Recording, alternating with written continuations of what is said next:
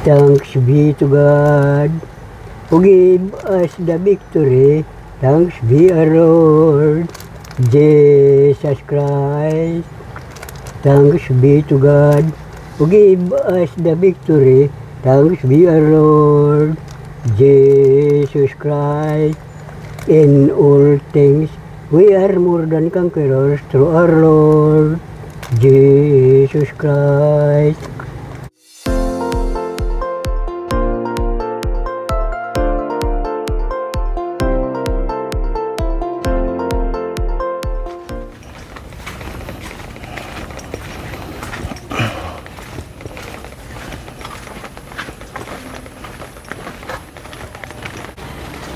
Maupay. Hello. Ate Joan. Naglalabada. Adahi, tatay. Lolo. May daning bisita. Jadi hirat ko hirat. Hirat Sir Pole. Tadungan. Okay lang, pakainin mo muna, Ate Joan. Kumusta ka na, tatay? Oo, ang Panginoon, buhay pa rin. Malakas pa din, Kaya lang may kahirapan sa katawan yung atake ng rheuma. May rheuma ka? Sakit dito. Hanggang Sakit. doon. Parang manhid na lang doon. Dito, nagagalaw pa, hindi na. Sinamdam ko. Nagagalaw mo pa to? Nagagalaw mo pa ito?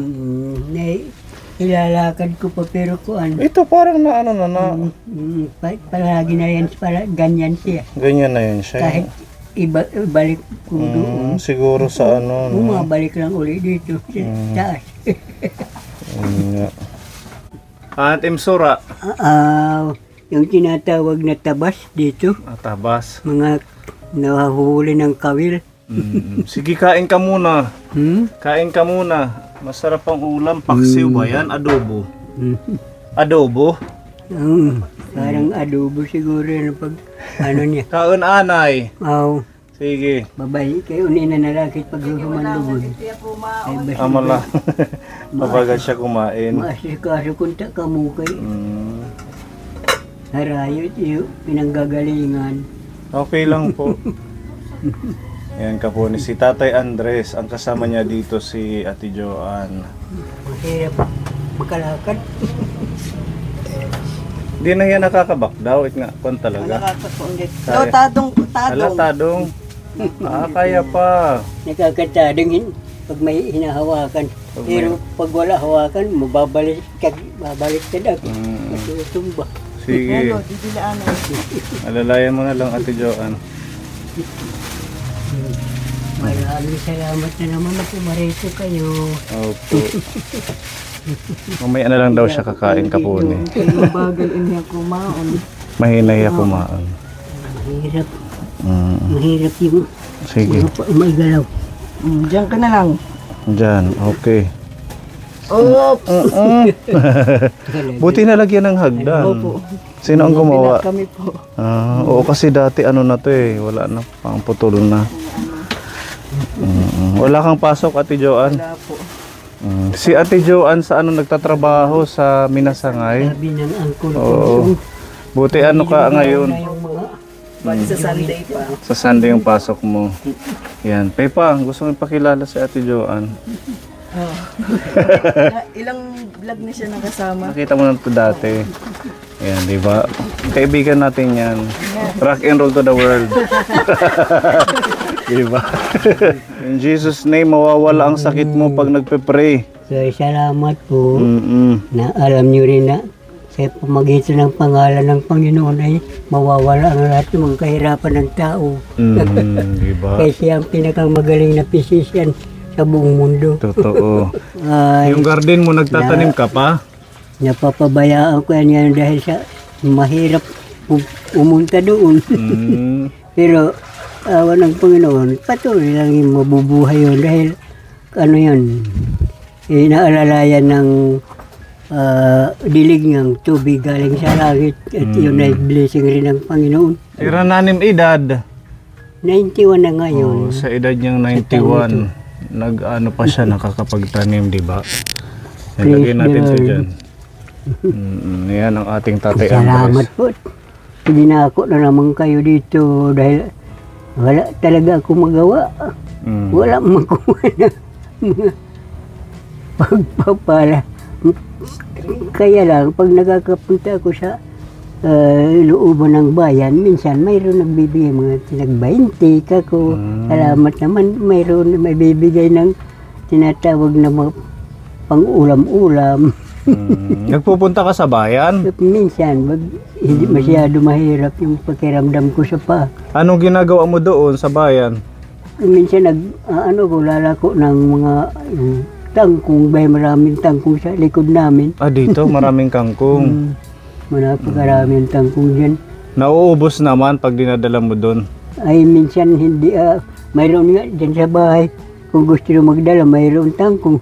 Meron. O sige, hihingi kami. Mayroon, nang magtinda ako kahapon, isa lang ang nabili. Magkano mo binibenta?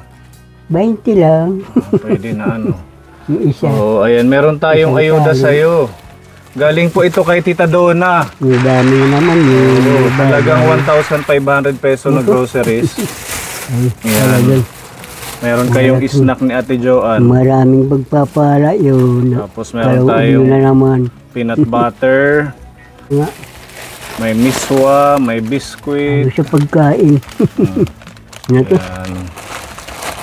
Tapos meron tayong mga biniling mga noodles sa iyo. Naman. Ayan. Yung tinatawag ng mga grocery items. Okay. Maraming Meron mga pagkain si tatay. Kung snack, Praise the Lord naman. may asukal. May asukal. Meron tayong mantika, sibuyas, bawang. Kada ang bugas. Oh. Dito na lang to tatay, mga dilata. Ayan. Maraming pagkain si tatay ngayon, Kaponi. Palagay ko naman Kung ang katunayan ng nasabi sa Biblia na kung ano ang ginagawa mo sa kapwa mo, ganun yung gagawin ng Panginoon sa iyo. totoo yan. Mas maraming blessing ang nakahanda para sa iyo doon sa tinatawag na huling hantungan. Muling hantungan. Ito sabon, sakto naglalabas si Ate Joanne. Kaya salamat hiningatanan. Tapos meron tayong bigas tatay, oh. Marami na naman Ano to? bigas. 5 kilong bigas para sa inyo. Tapos meron tayong isang tray na itlog. Kahapon. Ate Joanne, pasuyo Ate Joanne. Kung kahapon ako nakalabas Ayan, palagay sa doon, bayan, Ate mayroon Joanne. rin ako dala na bigas. Pero siguro mga mahigit 2 kilo lang. 2 kilo lang yung nabili mo. Orange. Ito, mga Prutas. Prutas. Mga prutas ito. Maraming salamat naman ito. May mansanas, makaon ka. Para maano mo, makagat mo, ipahiwa-hiwa mo kay Ate Joanne. Doon Yung nagkasala maninipis Ate Joanne para Kasi iba sa mansanas. Panguya niya. Maraming salamat po Tita Donna sa mga pinagkakaloob mo sa amin. Lalo na sa akin na ako ay walang magawa kung hindi pagkain na lang. Dahil palagi na nahirapan sa riyuma. Nahirapan ng bunga ng pagtatrabaho dito sa lupa. Look, and you shall find, knock, and when you find, knock, and it will be opened. And when it is opened, ask, and you will be given. Galing naman ni tatay. Pag sa Tagalog, anong ibig sabihin? Ang sabi ng Panginoon na, kung walang-wala ang tao na may pananampalataya, humingi sa Kanya. Dahil siya ang bukal ng lahat na kailangan ng Kanyang mga tao. Ngayon, ang instruction na humanap ka at ikaw ay makakasumpong. At pag nasumpungan mo ay kumatok ka sa pintuan at ikaw ay pagbubuksan. At kung ikaw ay mapagbuksan na, humingi ka at ikaw pagbibigyan. Amen. Yun Ayun, mas po ang maliwanag yun, di ba? Promise ng Panginoon sa mga nananalig sa Nananalig Kanya. sa Kanya. Amen. Yun po ang kabutihan sa pananalig. Dahil mayroon tayo tinatawag na resources from Him. Listo si Praise the tatay. Lord. Hallelujah. Yun na ang mga resources. Pinagkakalooban. Ito, yung mga instrumento ang ating Diyos. Ano?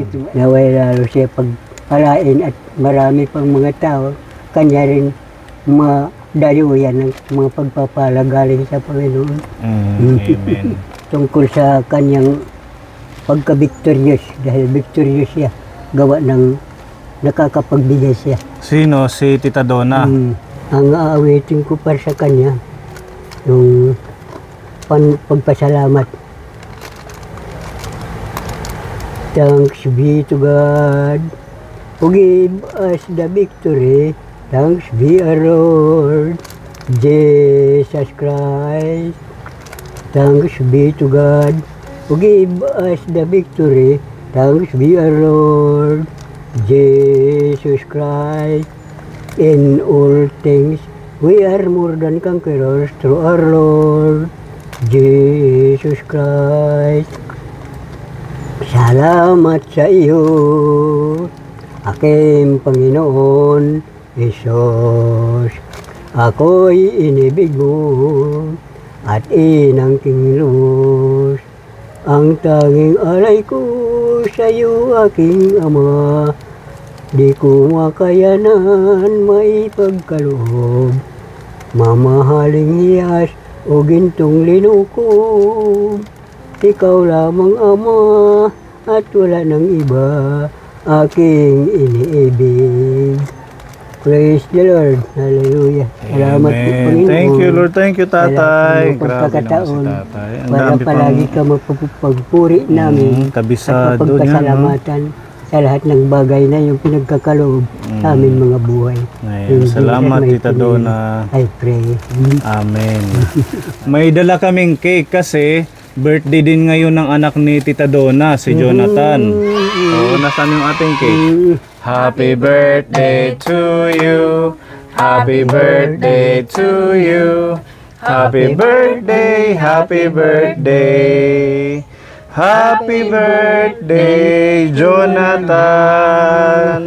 Happy birthday, Jonathan. Thank you so much, Tita Donna, sa family niyo, sa pagmamahal at patuloy na pagmamalasakit po, pag-share ng inyong blessings para sa ating mga seniors, sa mga iba nating tinutulungan. Shout out sa inyong lahat dyan, kay Sir Hoven, kay Tita Selly, thank you po. At God bless po sa inyong family. At kay Jonathan, naway bigyan ka pa ng madaming birthdays, malusog na katawan, at happy family. Ayan. Birthday. Pagsasalu-saluhan natin to dito. Hallelujah. Tara. Ang ating team may wish din kay Jonathan. Anong wish niyo, Mami Lee? Maging ano lang yung ano niya, pangangatawan. Maging malusog. Opo, sir. Tsaka? Happy always. Yes. Happy birthday po. Bigyan mo na si tatay. Tatay. Salamat din. Opo. Si Ate Joanne. Thank you. Happy birthday. Yes. Si Pepa, anong wish kay Jonathan? Bigyan po siya ng malusog na pangangatawan at bigyan pa siya ng maraming birthday.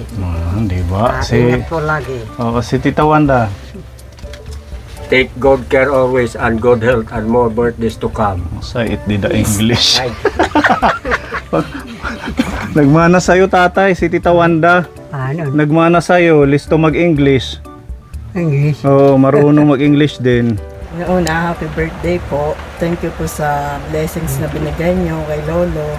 Sana po bigyan pa po kayo ng maganda at mahabang pagkakataon na para tumulong sa mga kapwa nyo po. God bless po. Good health. More birthdays to come. Thank you. Thank you, Ate John. Okay naman dito si Lolo. Okay naman po. Pag nandito ko, nandito lang din naman siya. At least Kasi ako naalala pumapayag na lumalabas to. Pero pag may pasok ako, Siyempre wala pong nag-aano sa kanya. Walang nagbabantay. Kaya sabi niya, nagpupunta daw siya sa bayan. Opo nga. Ang ano lang, baka syempre sa daan, di ba? Opo. Maluila, awa ng Panginoon. Mag-iingat ka. Kung siya sasakyan dahil sanay ako doon sa Maynila. Matagal ako doon. Mahigit 27 years doon. Tagal Sa pala, Maynila, ano? yung parang naggagano na lang mga sasakyan. Dikit-dikit. Panginoon Diyos na pagkapangyarihan sa lahat. Nandito po kami sa ilalim ng iyong mga pahan. Nagpapasalamat sa mga aming buhay na pinarating mo sa ganitong oras, Panginoon. At pinasasalamatan rin namin, Panginoon, ang napakaraming blessing mo, Panginoon, pinagkakaloob para sa amin. Lalo na sa aking Panginoon, ako ay walang magawa. Kung hindi kumain na lang, Panginoon, alam mo naman yun, na wala na ako lakas para sa pagtrabaho sa ikabubuhay. Kaya, Panginoon, napaka laki ang pagpapasalamat ko sa iyo, Panginoon, dahil sa pinagkakaloob mo sa akin ang lahat na aking kinakailangan, at kahit hindi ko kailangan ay nandito pa rin, Panginoon, na supply according to riches and glory of God. Hallelujah. Salamat po, Panginoon. Naway pagpalain mo itong pagkain at ito ay makabusog sa amin, magbigay ng lakas nang sa ganon magamit namin ang aming lakas sa pagsunod ng iyong kalooban. In Jesus' mighty name, I pray. Amen. Amen. O, Ate Joanne. Si tatay. O, tubig lang si tatay. Yan. Mag-birthday tayo kay Jonathan. Tapos manipis. Kuanla. Kain po. Masarap yung cake. Ano? Sir. Lasang cake. Isang chocolate. Natawa si Nita. Minsan lang kako natitikman. Yung ganitong sarap ng kain. Hindi nga. Thank you. Ano po? Sige, masarap yan. Para pa din yan huhukip. Wala pa? Isa. Tinagan ka na? Isa rin. Pero ang hatag, Isindaan lang. 100. Pwede na, karauta. Kagawad. Kabili ng lawlaw. Makakabili ng Niyang lawlaw. lawlaw. Si Ate Joanne meron na din. Sa amin wala pa eh. Shout out dyan sa mga Talagang peace out. tagampisaw na mga nanguhukip. Siguro po. Kasi kaso ng iba. Nung medyo bata pa ako, wala yun yung bribery. Bribe. Political bribery. Ngayon meron. Ngayon, medyo bago lang yun. Nag-umpisa dito yan dahil sa tinatawag na palakasan. Palakasan. Kanilang kandidatura. Kaya ang mataas ang bigay, yun ang nananalo. Nanalo, ano. Dahil sa palakasan talaga. Sana hindi yun yung masunod. Yung pa rin talaga. Yung boto ng taong bayan. Hindi Pero yun yung ang tinatawag na porke na binigyan money is ka. the root of all evils. Ano yung tatay? Money is the root of all evils. Hindi ba? Kaya Totoo kahit yan. hindi maganda na maging official holder siya ng bayan, minsan siyang nananalo na hindi siya nakakapaglulot ng kabutihan. Dahil nagbigay ng ganyan. Dahil siya gawa ng sinasang root of all evils. Humihingi ako ng guidance ng Panginoon kung sino talaga ang dapat ko isulat sa baluta. Dahil siya ang dapat talagang sasanggunihin sa oras ng mga pangangailangan, kahit anong bagay pangangailangan. Makitao, mabilis lapitan, walang pinipili kahit sino, lahat pantay. Yan si Pipa. Ang katarungan.